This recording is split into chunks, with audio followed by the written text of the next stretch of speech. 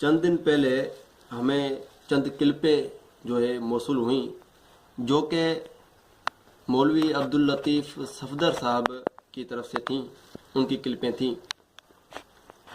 اس میں انہوں نے چند آثار کا دفاع کیا ہے جو کہ عدم رفع الیدین کے حوالے سے تھے، اور ان آثار میں سے ایک اثر تھا سیدنا عمر بن خطاب رضی اللہ تعالی عنہ کی طرف منسوب۔ ہم آج اس اثر کے متعلق اپنی چند گزارشات آپ حضرات کے سامنے پیش کریں گے۔ یہ اثر مصنف ابن ابی شیبہ اور شرح معانی الآثار کے اندر موجود ہے۔ اس اثر میں اس بات کا تذکرہ ہے کہ عمر بن خطاب رضی اللہ تعالی عنہ صرف شروع نماز میں رفع الیدین کیا کرتے تھے اور باقی مقامات پر رفع الیدین نہیں کیا کرتے تھے۔ تو مولوی عبداللطیف صاحب نے عوام الناس کو دھوکہ دینے کے لیے اس منسوب اثر کا دفاع کیا، اور منسوب اثر پر جو صحیح اعتراضات ہو رہے تھے ان اعتراضات کے غلط جوابات دینے کی کوشش کی ہے۔ اس اثر پر سب سے پہلے میں آپ حضرات کے سامنے یہ بات پیش کروں کہ عبداللطیف صاحب نے اس اثر کے متعلق حنفی علماء کی تصحیح پیش کی ہے، یعنی حنفی علماء نے اس اثر کو صحیح کہا ہے۔ تو ہم یہی عرض کریں گے، چاہے علامہ مغلطائی ہوں یا ابن حمام ہوں، یہ سارے کے سارے حنفی علماء ہیں، ان کی جو تصحیح ہے وہ مفید نہیں۔ آپ ائمہ محدثین کے حوالے پیش کریں کہ انہوں نے اس روایت کو صحیح کہا ہو۔ جہاں تک تعلق ہے عبداللطیف صاحب نے عوام الناس کو دھوکہ دینے کے لیے یہاں ابن حجر رحمہ اللہ کا قول بھی پیش کیا جو کہ انہیں کسی بھی صورت میں مفید نہیں۔ ابن حجر رحمہ اللہ کا اس روایت کے متعلق یہ فرمانا رجالہ ثقات، یعنی اس کے راوی ثقہ ہیں، یہ تصحیح کو مستلزم نہیں، کیونکہ کسی روایت کے محض راوی ثقہ ہیں اس کا یہ مطلب نہیں کہ وہ حدیثی ثابت ہے، وہ روایتی ثابت ہے۔ راوی کو ثقہ ہونا اس روایت کے صحیح ہونے کو لازم نہیں آتا، اور اس بات کو حنفی لوگ بھی مانتے ہیں۔ یہ ابھی میرے ہاتھ میں کتاب ہے، اس کا نام ہے تجلیات صفدر، یہ محمد امین صفدر اوکاڑوی صاحب کی کتاب ہے۔ اس کا دیوبندیوں کے یہاں بہت بڑا مقام ہے، اس کو مناظر اسلام ترجمان اہل سنت وکیل احناف کے لقب سے احناف یاد کرتے ہیں۔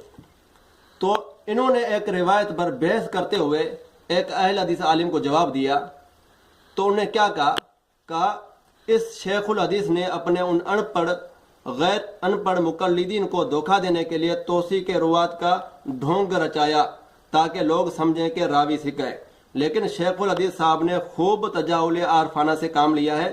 حدیث کی صحت کے لیے صرف راویوں کا ثقہ ہونا کافی نہیں بلکہ شذوذ اور علت سلامتی بھی شرط ہے۔ تو مولوی عبداللطیف صفدر صاحب کے مناظر اسلام امین اوکاڑوی صاحب، ان کے اس کلام سے یہ معلوم ہوا کہ آل دیوبند کے نزدیک بھی صرف راویوں کا ثقہ ہونا ضروری نہیں ہے، اور یہ بھی ضروری ہے کہ اس روایت شذوذ سے اور علت سے سلامت ہو۔ تو اس روایت کے متعلق ہم اہل الحدیث نے کبھی بھی یہ نہیں کہا کہ اس کا فلاں راوی ضعیف ہے یا فلاں راوی ضعیف ہے، کسی راوی پر ہم نے تان کیا ہو، قطعا نہیں کیا۔ ہاں ہم یہ کہتے ہیں کہ اس میں علتیں موجود ہیں، راوی ثقہ ہیں لیکن علتیں موجود ہیں۔ وہ علت کیا ہے؟ وہ علت یہ ہے کہ اس روایت کے اندر ایک راوی ہیں امام ابراہیم نخعی رحمہ اللہ۔ ابراہیم نخعی رحمہ اللہ باوجود عظیم محدث ہونے کے وہ مدلس بھی تھے، تدلیس بھی کیا کرتے تھے۔ ائمہ محدثین نے ان کو مدلس کہا ہے۔ میں محدثین کے حوالے پیش نہیں کرتا بلکہ ان کے گھر کا ایک حوالہ پیش کرتا ہوں۔ ان کی ایک کتاب ہے تشریحات ترمذی، قدیمی کتب خانہ سے یہ مطبوع ہے۔ اس کے اندر لکھا ہوا ہے ابراہیم سے مراد ابراہیم نخعی ہے، کبھی کبھی تدلیس اور ارسال کرتے ہیں۔ یہ تشریحات ترمذی جلد اول اور صفحہ نمبر 115 کے اندر یہ بات موجود ہے۔ ابراہیم نخعی کا مدلس ہونا یقینی ہے۔ محدثین اعظام نے بھی اس کو مدلس کہا ہے اور احناف نے بھی اس کا مدلس ہونا تسلیم کیا ہے۔ جیسا کہ میں نے تشریحات ترمذی کا ابھی ایک حوالہ پیش کیا۔ اب دیکھتے ہیں کہ ان کے نزدیک مدلس راوی کی روایت کا کیا حکم ہے، تو یہی میں ان کی کتابوں سے پیش کروں گا۔ محدثین کے بہت سارے اقوال موجود ہیں، لیکن ان سے قطع نظر ہو کر میں صرف حنفی علماء کے حوالے پیش کروں گا۔ یہ کتاب ہے خزائن السنن، اس کو لکھنے والے مولانا سرفراز خان صفدر صاحب ہیں، اور ان کو یہ لوگ امام اہل سنت کہتے ہیں۔ سرفراز خان صفدر صاحب نہیں، مدلس راوی جب ان سے روایت کرے، سگا ان سے، تو حجت نہیں، الا یہ کہ وہ تحدید کرے یا اس کا کوئی سکہ متابع ہو، یعنی معلوم ہوا کہ دیوبندیوں کے نزدیک بھی مدلس کی ان والی روایت، معاننہ روایت ضعیف ہوتی ہے۔ اس اصول سے یہ ثابت ہو، اور یہی بات ان کے تجلیات صفدر، امین اوکاڑوی صاحب نے تجلیات صفدر کے اندر یہ بات لکھی ہے کہ مدلس کی معاننہ روایت منقطع ہوتی ہے۔ تو معلوم ہوا کہ اس اصول کو بھی دیوبندی مانتے ہیں۔ ابراہیم نخعی کا مدلس ہونا میں نے ان کے گھر سے ثابت کیا، اور مدلس کی ان والی روایت کا حکم بھی میں نے ان کے گھر سے ثابت کیا۔ تو اسی روایت میں ابراہیم نخعی رحمہ اللہ نے سما کی تصریح نہیں کی، روایت ان سے معلوم ہوا کہ یہ روایت دیوبندی اصول کے مطابق بھی ضعیف ہے، یہ روایت ضعیف ہے۔ پھر آگے اس پر ائمہ حدیث نے مختلف اعتراضات بھی کیے ہیں، اس اثر پر محدثین نے مختلف اعتراضات بھی کیے ہیں۔ ان اعتراضات کو محدث الاثر حافظ زبیر علی زئی رحمہ اللہ نے اپنی کتاب نور العینین میں ذکر کیا۔ مولوی عبداللطیف صاحب نے ان اعتراضات کا جواب دینے کی کوشش کی ہے، لیکن جواب نہیں دے سکے۔ پہلا اعتراض یہ ہے کہ اس روایت کو امام حاکم نیشاپوری رحمۃ اللہ علیہ نے شاذ قرار دیا ہے، اور اس کے مقابلے میں وہ روایت جس میں یہ تذکرہ ہے کہ عمر بن خطاب رفع الیدین کیا کرتے تھے، اور اس کو محفوظ قرار دیا، صحیح قرار دیا ہے، اور اس کو شاذ قرار دیا ہے۔ مولوی عبداللطیف صفدر صاحب نے اس کا یہ انکار نہیں کیا کہ امام حاکم نے شاذ نہیں کہا، انکار نہیں کیا، تسلیم کیا کہ یہ روایت امام حاکم نے اس کو شاذ کیا ہے، اس کے نزدیک شاذ ہے، لیکن پھر ادھر ادھر کی باتیں کر کے عوام الناس کو بیوقوف بنانے کی کوشش تامہ کی ہے۔ وہ کیا ہے؟ وہ کہتے ہیں کہ ابھی میں اس روایت کو امام حاکم نے شاذ کا، اس کے متعلق آپ کو چند باتیں بتاؤں گا کہ شاذ روایت کا حنفیوں کے ہاں کیا حکم ہے۔ حنفی لوگوں کے نزدیک شاذ روایت کی کیا حیثیت ہوتی ہے، کیا وہ قبول ہوتی ہے، کیا مردود ہوتی ہے؟ یہ تو ان کو تسلیم ہے کہ ایک محدث نے شاذ کہا ہے، یہ بات تسلیم ہے۔ اب دیکھتے ہیں کہ شاذ کی ان حضرات کے ہاں کیا حیثیت ہے۔ تو یہ ہمارے سامنے کتاب ہے مولانا سرفراز خان صفدر کی، اسی کا جس کا میں نے ابھی حوالہ دیا، ان کی کتاب ہے رائے سنت۔ اس میں لکھا انہوں نے، اور شاذ روایت خود متروک اور ناقابل احتجاج ہوگی، یعنی ناقابل حجت ہوگی۔ شاذ روایت حنفیوں کے نزدیک بھی حجت نہیں۔ اور اسی طرح یہ ان کے مولوی ہیں امین اوکاڑوی صاحب، جن کا ابھی میں نے حوالہ عرض کیا تھا، یہ ان کے نزدیک بڑا مقام رکھتے ہیں، ترجمان اناف اور مناظر اسلام جیسے لقبوں سے ان کو یاد کرتے ہیں حنفی لوگ۔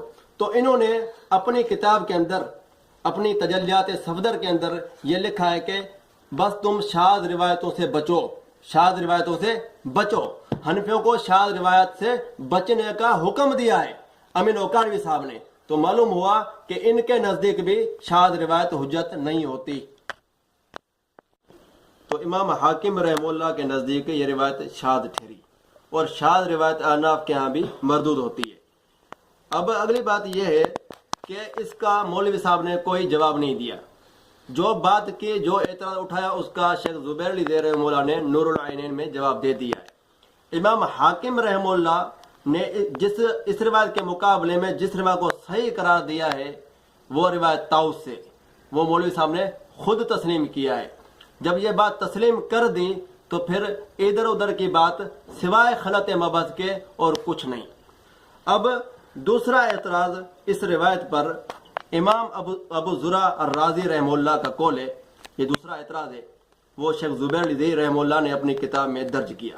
وہ یہ ہے کہ امام ابو زرع رحمہ اللہ نے اس روایت کے مقابلے میں جو روایت جس میں پہلے کا ذکر ہے اور بعد میں دیگر مقامات پر نہ کرنے کا ذکر نہیں ہے، تو اس کو امام ابو زرع نے اصح قرار دیا، جس کو مولوی صاحب اصح کہہ رہے ہیں۔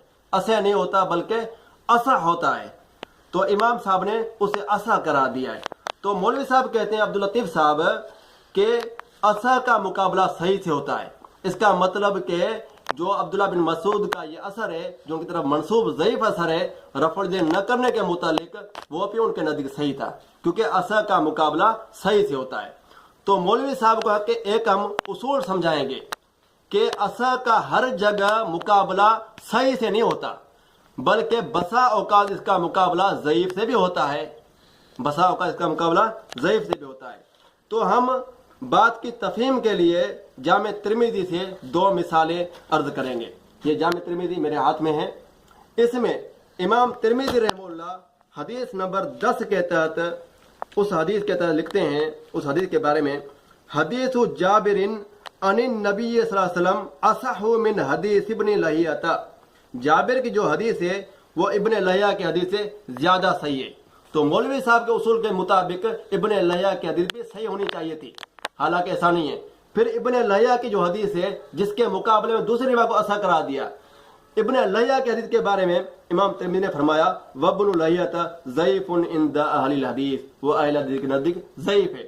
جس روایت کے مقابلے میں دوسری روایت کو امام صاحب اصح کہہ رہے ہیں، اس کے مد مقابل روایت کو امام صاحب ضعیف کہہ رہے ہیں. معلوم ہوا کہ ہر جگہ اصح کا مقابلہ صحیح سے نہیں ہوتا بلکہ بساؤ کا ضعیف سے بھی ہوتا ہے.